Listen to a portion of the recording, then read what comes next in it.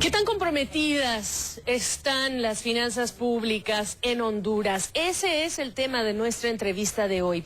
Y la pregunta es importante, es un año electoral, las elecciones son en noviembre y después de varias evaluaciones nacionales e internacionales sobre este tema. La más reciente de la calificadora Standard & Poor's, que a principios de mes rebajó la nota crediticia del país desde B+ a B, ubicándole en los mismos niveles que Ghana o Venezuela. Hace apenas 14 meses la había mejorado. Las razones de esta rebaja, dijo Standard & Poor's: finanzas deterioradas, creciente deuda, un déficit que no para de subir, que en 2012 fue de 6%, y este año ese déficit será similar. Standard & Poor's también está citando una deuda pública que representa el 21% del Producto Interno Bruto de Honduras y alcanzará el 27% del PIB este año. Otro dato: el costo financiero casi se duplicará, según la calificadora, representará el 14% de sus ingresos. Honduras crece poco, este año será 3% su crecimiento, según la Comisión Económica para América Latina y el Caribe, y sufrirá los efectos de la plaga de la roya sobre el café hondureño, que es su principal producto de exportación. Y en ese rubro le costará por la roya $250 millones, solo la plaga.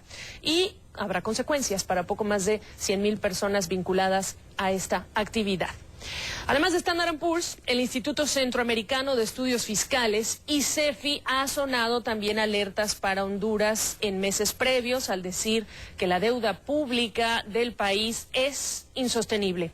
Su director ejecutivo, Jonathan Mencos Seisig, nos acompaña ahora desde Guatemala con el análisis. Jonathan, gracias por estar con nosotros. Y yo decía, fragilidad de las finanzas públicas. ¿Qué tan frágiles las ves en este momento? Es un año electoral, se habla de un sobregasto con tintes obviamente políticos y electorales. ¿Qué describes tú en esa radiografía? Bienvenido. Sí, bueno, muchísimas gracias por el tiempo. En primer lugar, hay que decir que Honduras está atravesando una crisis financiera y económica muy importante, iniciada desde la propia crisis económica internacional. Recordemos que Honduras es un país muy vinculado a lo que sucede en la economía internacional. Este marco, este contexto se ha ido complicando a la luz de los últimos tiempos y tiene que ver con que el Estado ha estado gastando mucho más de lo que ingresa, a pesar de que después de la crisis han habido 3 reformas tributarias que desafortunadamente no han dado la talla frente a los desafíos de inversión y de gasto social. Estamos hablando de un país de 8.500.000 habitantes en donde, según los propios datos oficiales de Honduras, se habla de 6 millones de personas en estado de pobreza. Pero estás hablando también de que no dan las finanzas para atender esta agenda social. ¿En qué se ha gastado y por qué dices que esta reforma fiscal resulta incompleta? Sabemos que Honduras es un país que tiene una alta evasión fiscal, por cierto. Sí, bueno, indudablemente cuando revisamos las reformas tributarias que se han hecho en Honduras, la conclusión es que son un pliego de muy buenas voluntades de hacer cosas, pero que se topan con una institucionalidad que no funciona, y en ese sentido hay que hacer esfuerzos para mejorar la dirección de ingresos del Estado hondureño, porque por ahí es donde en buena medida no se están dando los resultados.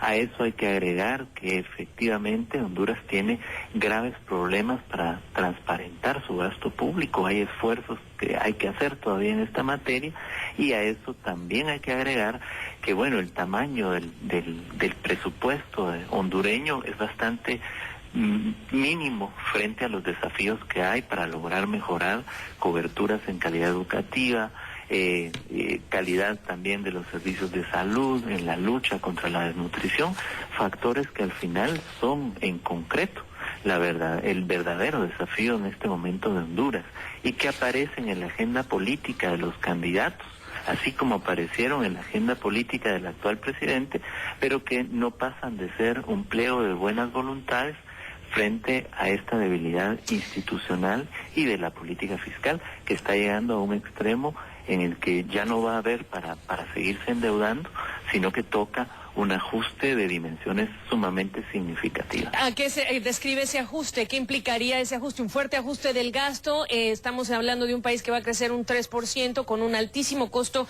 de la deuda. Incluso sé que el gasto de deuda interna y externa es el segundo más fuerte que hace el país y entiendo que sería superior a educación y salud, que son otros rubros importantes. Sí, así es. Bueno, la deuda, solo para dar algunos datos, la deuda creció entre el año 2008 de 21.7% del PIB al año 2012 ya representaba el 35.4%.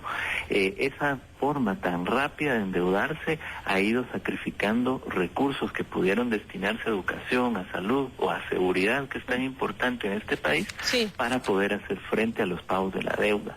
En general, el ajuste que toca hacer, y nosotros hemos sido muy enfáticos en nuestros viajes a Honduras, es reconocer que el gobierno actual tiene que sentar a la mesa a todos los partidos políticos en contienda. Recordemos que Honduras tiene muchos partidos nuevos que van a quebrar esa bipolaridad de partidos tradicionales en el Congreso, y esos, en este momento hay que buscar la forma de un pacto fiscal que permita equilibrar en alguna medida las finanzas, aunque eso es algo relativamente complejo en el corto plazo. El gobierno salió a buscar financiamiento e incluso el viceministro de Finanzas, Carlos Borja, ha dicho en las últimas semanas que en este momento no es conveniente salir a financiarse. ¿Por qué? La razón es porque es muy costoso ya para una economía como la hondureña. Estamos hablando de 250 millones de dólares en papeles. Hay una tasa de la que se está hablando, varios economistas hablan de una tasa del 9%, algo que resulta muy oneroso, onerosísimo para un país como Honduras. ¿Qué opciones tiene? Porque recuerda que también está la ley de reconversión de la deuda pública por recursos naturales ociosos. ¿Qué quiere decir? Que el gobierno está buscando identificar este tipo de proyectos de inversión donde hay recursos que no se han explotado y a partir de ahí utilizar como una manera de financiarse. ¿Qué me dices de esas opciones? Sí, bueno, en realidad en este momento, además con el castigo que ha tenido, como en la tasa, en el índice de riesgo país, Honduras tendría que salir a buscar recursos de una manera muy onerosa, como bien dices tú. Pero también lo que nosotros encontramos es que podría salir a buscar recursos al propio Banco Central hondureño. Recordemos que hay una posibilidad ahí de que el banco sea prestamista en casos de crisis económica o de crisis fiscal, y por ahí probablemente encuentre algunos recursos para poder hacerse con los 250 millones de dólares que sería muy caro salir a buscar al exterior.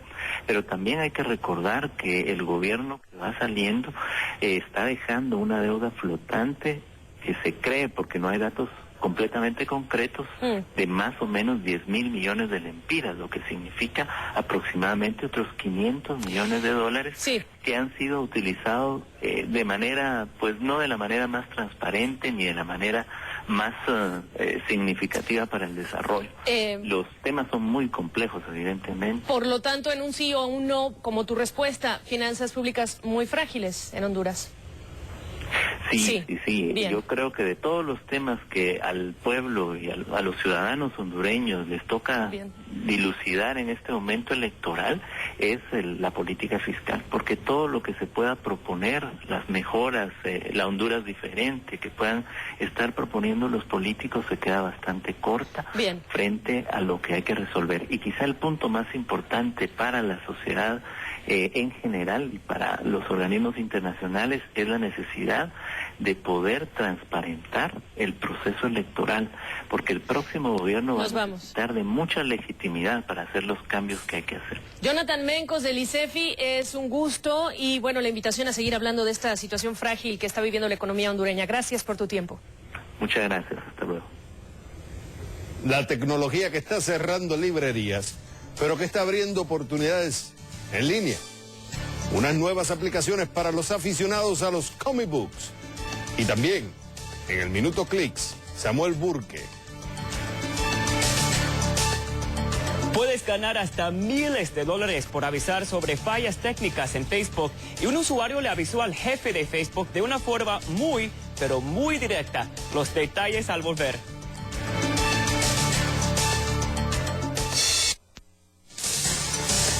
CNN Dinero es patrocinado por Tissot, celebrando 160 años de relojería suiza.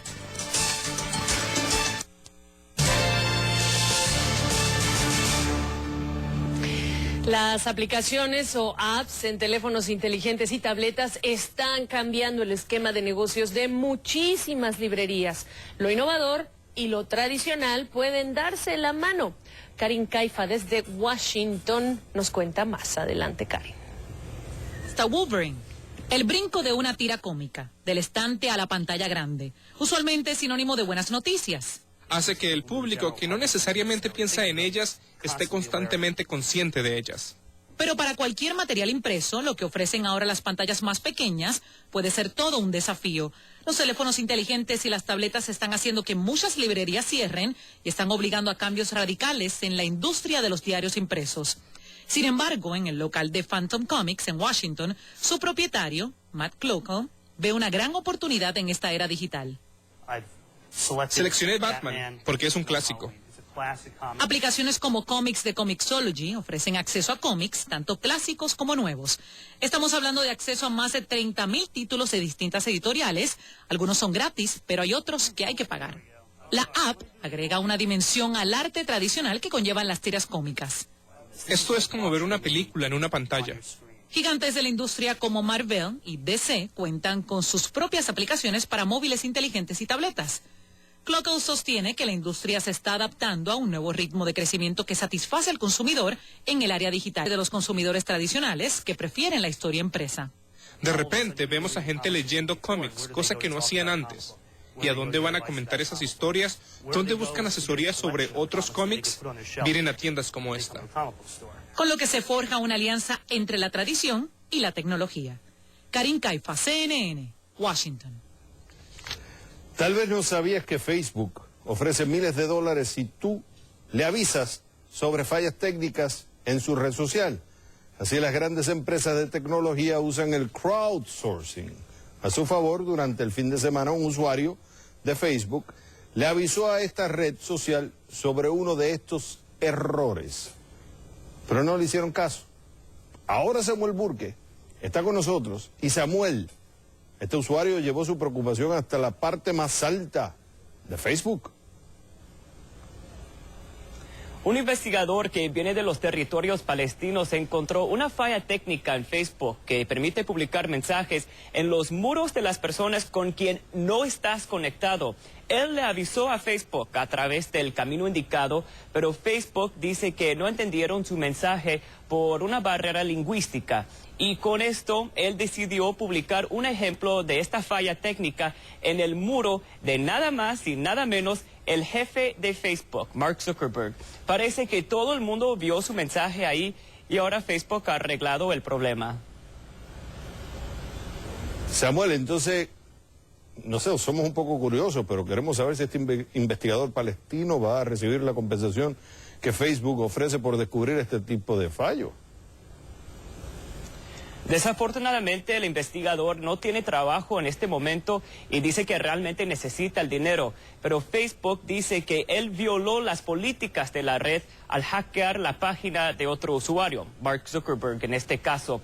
Por eso ya no lo hace elegible para recibir una recompensa.